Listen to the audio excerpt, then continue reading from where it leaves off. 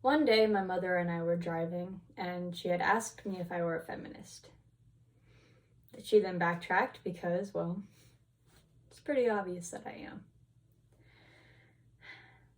But the next thing she said, however, kind of surprised me. I don't believe I'm a feminist. Now, you don't know my mother, but this was a pretty surprising statement, given our extensive family history on activists, LGBT persons, and even healthcare workers. It was safe to assume that she would be a feminist. So I had to ask why, and she said, I don't believe women should be superior to men. They should be equal. She proceeded to explain that feminism today seemed more focused on hating men than uplifting women. In a movement that containing many waves, there's no doubt that the focus will shift in accordance with the time period. First wave feminism had a goal to open voting opportunities for women. Second wave was reproductive rights, which we are still fighting for today. And a third wave was gender equality and gender boundaries. So, why keep pushing for equality when women have the same opportunities as men? This argument is most prominent with anti-feminist rhetoric. There's an inclination to believe that feminism favors women, probably due to the psychological aspects or the psychological connotation between feminism and feminine or femininity. Hearing the support of femininity, or women perhaps, over men has turned many away from the movement and its core aspects. So, what does equality look like now in the 21st century? Modern-day feminism incorporates persons otherwise looked over in previous waves of feminism. Today, we incorporate trans people, highlight voices of color, and even advocate against gender stereotypes of men. There's a prevalent move towards denouncing toxic masculinity and allowing men to show their emotions truthfully and unapologetically. Feminism pushes for the normality of men being emotionally vulnerable, as well as receiving less ridicule for showing affection to other men.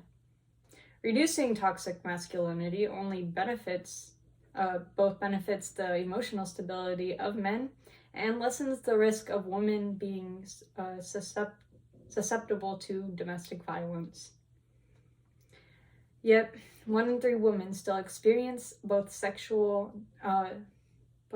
domestic violence and sexual abuse. So, are women truly equal to men today?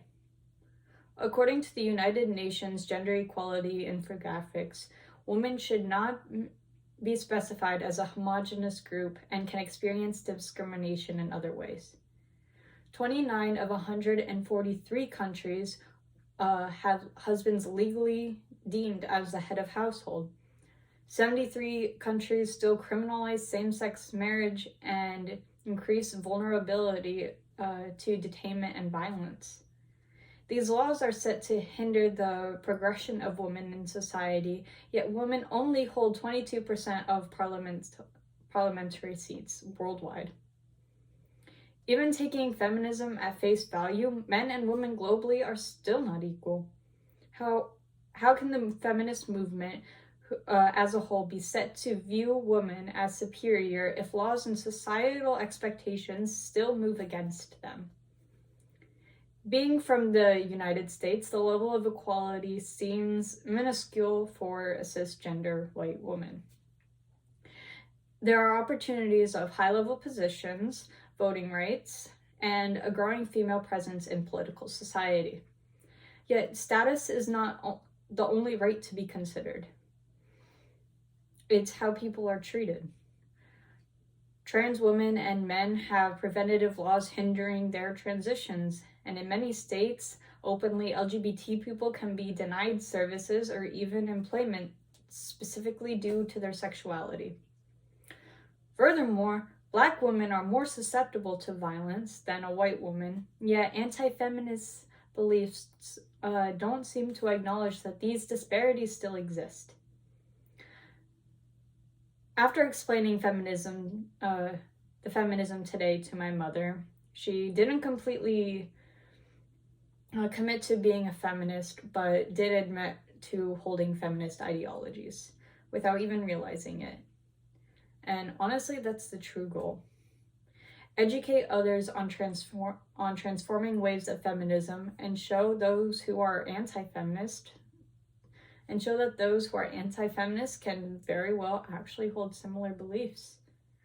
Modern day feminism considers people of all gender, sexuality, ethnicity, and religious background. And to deny its movement by today's standards is denying human rights.